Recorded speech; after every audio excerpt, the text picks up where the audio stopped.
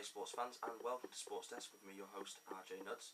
Today we're going to be talking about the Arizona Cardinals and the options they face in the upcoming free agency period due to commence in the National Football League this coming week. Okay, so let's take a look at the Cardinals. Last year they spent an awful lot of money on bringing Philadelphia quarterback Kevin Kolb out to the desert. Kolb hasn't really fared so well in his time with Ken Whisenhunt and co. During the last season he went 3-6 as a starter, and his backup, who stepped in when Kolb got injured, John Skelton, a 6'5" beast of a man, managed a much better 5-2 record. Furthermore, one of Kolb's victories, although credited to him, was actually more the work of Skelton, as Kolb was knocked out on the first series of that game against the San Francisco 49ers. When you assess those kind of stats, Skelton's got a 6-2 record and Kolb only a 2-6. Who's going to be the starter going forward? Well, funnily enough, it might not be either one of them. It could be future Hall of Fame quarterback and Indianapolis Colts legend Peyton Manning. There's a distinct possibility that he might be coming out to the desert.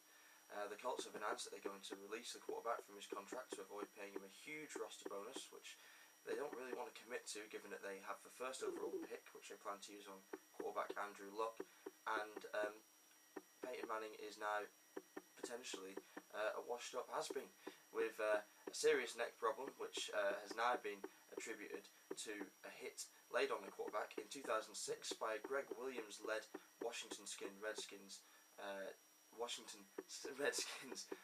defense, who were apparently operating a bounty system, as apparently were the New Orleans Saints during their 2009 Super Bowl season. So Manning, he's got injury problems, he's been out for a year, he's had 4 neck surgeries.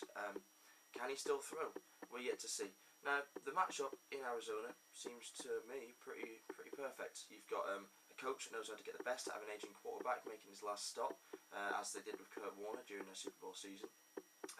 And you have a Pro Bowl fellow future Hall of Fame receiver in Larry Fitzgerald, number 11, wide out on the side for the Cardinals.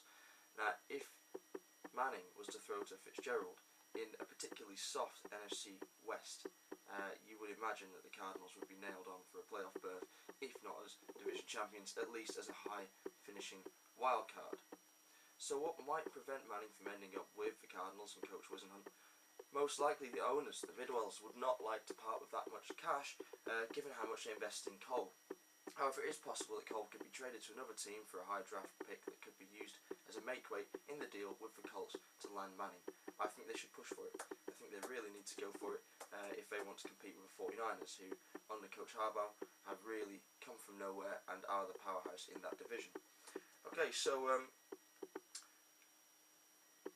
free agent restrictions. They've got to consider who they need to hold on to. My personal favourite of the bunch is running back LaRod Stevens-Howling, who is due to become a restricted free agent. I would make every effort to re-sign him. He's proved himself to be a versatile back and a good complement to first choice runner Beanie Wells, who has been re-establishing the Cardinals as a ground and pound force, something that they really need to work on, given the strength of the running games of Seattle with Marshall Lynch, St. Louis Rams with Steven Jackson, and of course the San Francisco 49ers with Frank Gore. Beanie Wells may be a slight step below those guys, but with LaRod Stevens-Howling in the mix, the Cardinals have a much better chance of getting a lot of touches to Wells and getting a lot of yardage out of the young back. So, in conclusion, the Cardinals really need to go after Manning. They need to re-sign Stevens-Howling, and they need to continue their excellent play on defence and try and hold on to as many of their free agents on that side of the ball as is possible. Okay, that's all for now, folks. Next up, we have the San Francisco 49ers. Thank you.